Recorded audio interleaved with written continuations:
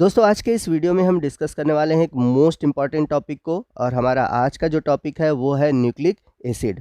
बात आती है कि आज के इस वीडियो में हम न्यूक्लिक एसिड क्यों डिस्कस कर रहे हैं, क्योंकि आपको बता दें कि आपके BSc second year third semester zoology का जो टॉपिक है उन सभी टॉपिक में एक चीज़ कॉमन है, न्यूक्लिक एसिड। क्योंकि अगर आप न्यूक्लिक एसिड के बारे में नहीं जानते हैं तो आपको यूनिट फर्स्ट, सेकेंड, थर्ड और यूनिट 8 से जुड़े हुए टॉपिक समझ में नहीं आएंगे। क्योंकि यूनिट फर्स्ट में आप देख सकते हैं ट्रांसक्रिप्शन, सेकंड में ट्रांसलेशन और थर्ड में जीन एक्सप्रेशन के बारे में पढ़ना है। उसी तरह आप देखेंगे यूनिट 8 में आपको पढ़ना है न्यूक्लिक एसिड फ्रैक्सेशन। तो इन सभी टॉपिक को जानने के लिए हमें सबसे पहले जानना होगा कि न्यूक्लिक एसिड होते क्या हैं, न्यूक्लिक एसिड का कंपोजिशन क्या है और न्यूक्लिक एसिड कितने टाइप के होते हैं। तो आज के इस वीडियो में हम डिस्कस करने वाले हैं कि न्यूक्लिक एसिड होता क्या है, न्यूक्लिक एसिड कहाँ पाए जाते हैं, ये कितने टाइप के होते हैं और इनका केमिकल कंपोजिशन क्या है। तो कुल मिलाकर कहें तो आज का ये वीडियो आपके लिए बहुत ही इम्पॉर्टेंट है, तो आप वीडियो को ध्यान से देखिएगा और पूरा देखिएगा।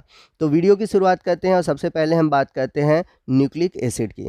These are important organic substance found in nucleus and cytoplasm. They control the important biosynthesis activity of the cell and carry hereditary information from generation to generation is called nucleic acid. तो यदि हम बात करें nucleic acid की, nucleic acid बहुत ही महत्वपूर्ण organic compound है जो कि न्यूक्लियस यानी कि केंद्रक और कोशिका द्रव में पाया जाता है। तो हमारे कोशिका में होने वाली जितनी भी बायोसिंथेटिक एक्टिविटी है यानी कि जैव निर्माण की प्रक्रिया है वह नियंत्रित किया जाता है न्यूक्लिक एसिड के द्वारा। और इसी के साथ साथ जो न्यूक्लिक एसिड होते हैं ये हमारे शरीर में एज ए हेरिडेटरी मटेरियल यानी कि आनुवांशिक पदार्थ के रूप में पाए जाते हैं, जो कि माता पिता के लक्षणों को पीढ़ी दर पीढ़ी पहुंचाने का काम करते हैं। तो कुल मिलाकर हम कह सकते हैं कि जो न्यूक्लिक एसिड है ये एक तरह से हेरिडेटरी मटेरियल भी होते हैं और हमारे शरीर में जितनी बायोसिंथेटिक एक्टिविटी होती है उनको भी नियंत्रित करते हैं। Friedrich Miescher who discovered nucleic acid in 1871। तो सबसे पहले 1871 में फ्रेडरिक मिसेर ने न्यूक्लिक एसिड को खोजा था।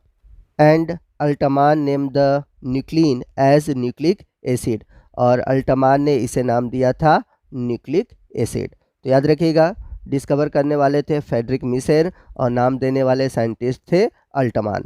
Nucleic acid are polymer that consist of nucleotide. तो न्यूक्लिक एसिड जो होते हैं ये बहुत बड़े अणु होते हैं यानी कि बहुलक होते हैं, पॉलीमर होते हैं जो कि बने होते हैं न्यूक्लियोटाइड से। तो यहाँ पर क्वेश्चन आता है कि न्यूक्लियोटाइड होता क्या है। तो न्यूक्लियोटाइड के बारे में हम आगे वीडियो में डिटेल से जानेंगे। Nucleotide located in nucleic acid. तो जैसा कि नाम से ही क्लियर है कि न्यूक्लिक एसिड है यानी कि ये न्यूक्लियस में पाया जाता है। तो आपको बता दें कि जो न्यूक्लिक एसिड होते हैं ये न्यूक्लियस में भी पाए जाते हैं और साइटोप्लाज्म में भी पाए जाते हैं। तो इस डाउट में मत रहिएगा कि ये केवल न्यूक्लियस में ही पाए जाते हैं। न्यूक्लिक एसिड न्यूक्लियस के साथ साथ साइटोप्लाज्म में भी पाए जाते हैं। The main elemental composition are carbon, hydrogen, oxygen, nitrogen and phosphorus. तो न्यूक्लिक एसिड में मुख्य रूप से आपको कार्बन, हाइड्रोजन, ऑक्सीजन, नाइट्रोजन और फास्फोरस देखने को मिलते हैं। आइए नेक्स्ट हम बात करते हैं टाइप्स ऑफ न्यूक्लिक एसिड की। तो जो न्यूक्लिक एसिड होते हैं ये 2 टाइप्स के होते हैं। फर्स्ट है डीऑक्सीराइबो न्यूक्लिक एसिड यानी कि डीएनए, और सेकंड है राइबो न्यूक्लिक एसिड यानी कि आरएनए। तो दोनों ही न्यूक्लिक एसिड यानी कि डीएनए और आरएनए ये पॉलीन्यूक्लियोटाइड्स हैं। तो पॉलीन्यूक्लियोटाइड्स का मतलब कि ये कई सारे न्यूक्लियोटाइड से मिलकर बने होते हैं। जैसे कि मैंने अभी पीछे आपको बताया कि जो न्यूक्लिक एसिड होते हैं ये पॉलीमर हैं न्यूक्लियोटाइड के, यानी कि जो न्यूक्लिक एसिड है डीएनए या फिर आरएनए ये सभी हजारों, लाखों, करोड़ों न्यूक्लियोटाइड मॉलिक्यूल से मिलकर बनते हैं। तो यहाँ पर आपके दिमाग में बार बार ये बात आ रही होगी कि यहाँ पर हम न्यूक्लियोटाइड को बार बार डिस्कस कर रहे हैं। तो अगर हमें न्यूक्लिक एसिड को पढ़ना है या फिर कह सकते हैं डीएनए आरएनए को पढ़ना है तो सबसे पहले हमें न्यूक्लियोटाइड को समझना होगा। तो आइए समझते हैं कि न्यूक्लियोटाइड होते क्या हैं। Nucleotide is a monomeric unit of nucleic acid. याद रखिएगा कि न्यूक्लिक एसिड का मोनोमरिक यूनिट क्या है। तो मोनोमरिक यूनिट है न्यूक्लियोटाइड। तो मोनोमरिक यूनिट का मतलब क्या हुआ? मोनोमरिक यूनिट का मतलब हुआ कि जैसे अगर एक कोई दीवार है तो वो दीवार एक एक ईंटों से बनी है, ठीक है ना। तो यहाँ पर एक जो ईंट है वो है मोनोमरिक यूनिट। तो उसी तरह जो न्यूक्लिक एसिड है वह ढेर सारे न्यूक्लियोटाइड से बनी है, तो इसलिए न्यूक्लिक एसिड का मोनोमरिक यूनिट है nucleotide. Nucleotides are phosphate esters of nucleoside. तो न्यूक्लियोटाइड का जो निर्माण होता है वह न्यूक्लियोसाइड और फॉस्फेट के आपस में मिलने से होता है। तो अभी तक हम लोगों ने तो न्यूक्लियोटाइड ही नहीं समझा, तो न्यूक्लियोसाइड की बात ही छोड़ दीजिए। तो ये दोनों टॉपिक को हम आगे डिस्कस करेंगे, न्यूक्लियोटाइड और न्यूक्लियोसाइड। आइए पहले समझते हैं कि न्यूक्लियोटाइड्स जो होते हैं वो किससे मिलकर बने होते हैं। तो जो न्यूक्लियोटाइड है वह 3 मेन कंपोनेंट से मिलकर बने होते हैं। पहला है नाइट्रोजनस बेस, दूसरा है पेंटोज शुगर और तीसरा है फॉस्फेट ग्रुप। तो आइए सबसे पहले हम बात करते हैं नाइट्रोजनस बेस की। तो यदि हम बात करें नाइट्रोजनस बेस की, a molecule that contain nitrogen and has the chemical properties of a base, यानी कि एक ऐसा अणु जिसमें कि नाइट्रोजन पाया जाता है और इसकी जो केमिकल प्रॉपर्टी होती है वह क्षारीय होती है। It is a planar relatively water soluble and aromatic compound.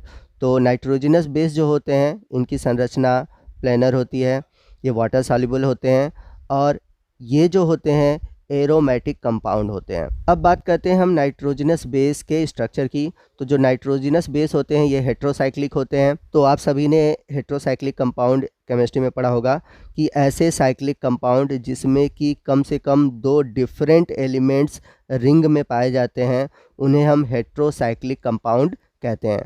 तो जो नाइट्रोजनस बेस होते हैं ये साइक्लिक कंपाउंड है और इनके साइक्लिक स्ट्रक्चर में आपको 2 डिफरेंट एलिमेंट देखने को मिलते हैं। एक तो मिलता है नाइट्रोजन और दूसरा मिलता है कार्बन। तो इनका हेट्रोसाइक्लिक स्ट्रक्चर कैसा होता है अभी हम आगे देखेंगे। आइए पहले समझते हैं कि नाइट्रोजनस बेस कितने टाइप के होते हैं। तो नाइट्रोजनस बेस 2 टाइप के होते हैं, प्यूरीन एंड पिरिमिडीन्स। तो यहाँ पर आप देख सकते हैं नीचे की ओर पिरिमिडीन और प्यूरीन का स्ट्रक्चर दिया हुआ है, उनके रिंग का स्ट्रक्चर दिया हुआ है।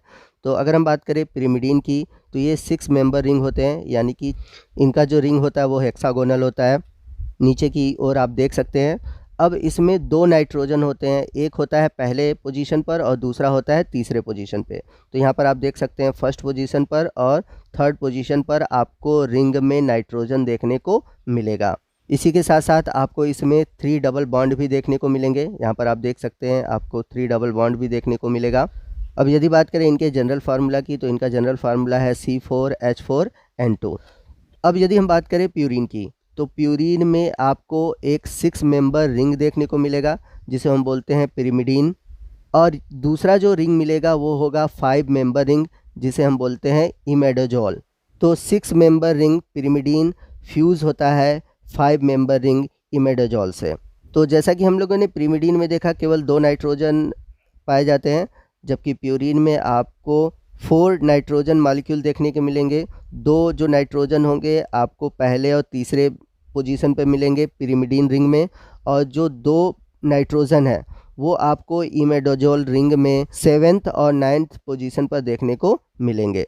तो यहाँ पर आप नीचे की ओर फिगर को देख सकते हैं। यहाँ पर आपको जो 6 मेंबर रिंग दिख रहा है यह है पिरिमिडीन रिंग, और इधर आप देख सकते हैं 5 मेंबर रिंग है जिसे हम बोलते हैं इमेडोजोल रिंग। ठीक है। अब पिरिमिडीन जो रिंग है इसमें आप देखेंगे आपको पहले और तीसरे पर नाइट्रोजन मॉलिक्यूल देखने को मिलेगा। वहीं आप इमेडोजोल रिंग में देखेंगे तो आपको 9वें और 7वें पोजीशन पर नाइट्रोजन देखने को मिलता है। अब यदि हम बात करें इनके जनरल फार्मूला की तो इनका जनरल फार्मूला है C5H4N4। तो पिरिमिडीन और प्यूरीन अलग अलग रूपों में पाए जाते हैं। जो पिरिमिडीन होता है इसके 3 स्ट्रक्चर होते हैं, यूरेसिल, थायमीन और साइटोसिन। वहीं बात करें हम प्यूरीन की तो प्यूरीन में आते हैं एडेनिन और ग्वानिन। तो यहाँ पर आप देख सकते हैं कि पिरिमिडीन में आता है यूरेसिल, थायमीन, साइटोसिन, और सभी में एक चीज़ कॉमन आपको रिंग दिखेगा जो मैंने पीछे आपको बताया था। उसी तरह प्यूरीन में आप देखेंगे आपको हेट्रोसाइक्लिक स्ट्रक्चर में आपको 2 रिंग देखने को मिलेंगे, 6 कार्बन और 5 कार्बन। ठीक है। तो बस डिफरेंस क्या होता है कि यहाँ पर आपको कुछ अलग अलग ग्रुप देखने को मिल जाते हैं। जैसे यूरेसिल में देखेंगे आपको यहाँ पर 2nd और 4th पोजीशन पर कीटो ग्रुप देखने को मिलेगा, इसलिए यहाँ पर यूरेसिल का आप नाम देख सकते हैं लिखा हुआ है 2,4-डाईऑक्सी पिरिमिडीन। उसी तरह अगर आप थायमीन में देखेंगे तो थायमीन में आपको 2nd और 4th पोजीशन पर कीटो ग्रुप देखने को मिलेगा, जबकि 5th पोजीशन पर आपको मेथिल ग्रुप देखने को मिलेगा। इसलिए आप देख सकते हैं इसका नाम जो है वो है 5 मेथिल 2,4 डाइऑक्सी पिरिमिडीन। और वहीं अगर हम बात करें साइटोसिन की, तो साइटोसिन में आप देख सकते हैं कि दूसरे नंबर पर आपको कीटो ग्रुप और फोर्थ नंबर पर आपको एमिनो ग्रुप देखने को मिलेगा।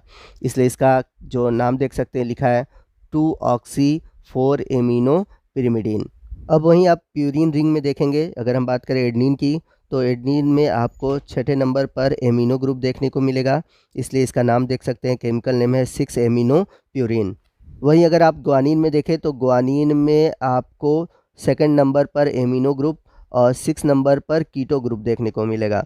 इसलिए ग्वानिन का जो केमिकल नेम है वो है 2 एमिनो 6 ऑक्सी प्यूरिन। तो यहाँ पर हमने आज के इस वीडियो में डिस्कस किया है न्यूक्लिक एसिड क्या होते हैं और न्यूक्लिक एसिड के जो कंपोनेंट है नाइट्रोजनस बेस, इसके बारे में डिटेल से जाना है। तो चूँकि ये टॉपिक बहुत ही लेंदी है इसलिए इसको एक ही वीडियो में कंप्लीट कर पाना इम्पॉसिबल है। तो न्यूक्लिक एसिड से जुड़े हुए जितने भी टॉपिक हैं उनको हम आने वाले वीडियो में अलग अलग पार्ट में डिस्कस करेंगे। तो आज के इस वीडियो में हमने नाइट्रोजनस बेस को डिस्कस किया है। अगला जो बचा हुआ इसका कंपोनेंट है न्यूक्लिक एसिड का, जैसे कि पेंटोज शुगर है, फास्फोरिक ग्रुप है, इसको हम अगले वीडियो में डिस्कस करेंगे। तो आपको आज का ये पार्ट कैसा लगा कमेंट करके ज़रूर बताइएगा। वीडियो अच्छा लगा हो तो वीडियो को लाइक और शेयर करना मत भूलिएगा। कोई भी डाउट हो आप हमसे कमेंट करके पूछ सकते हैं। तो मिलते हैं अगले वीडियो में अगले टॉपिक के साथ, तब तक के लिए जय हिंद, जय भारत।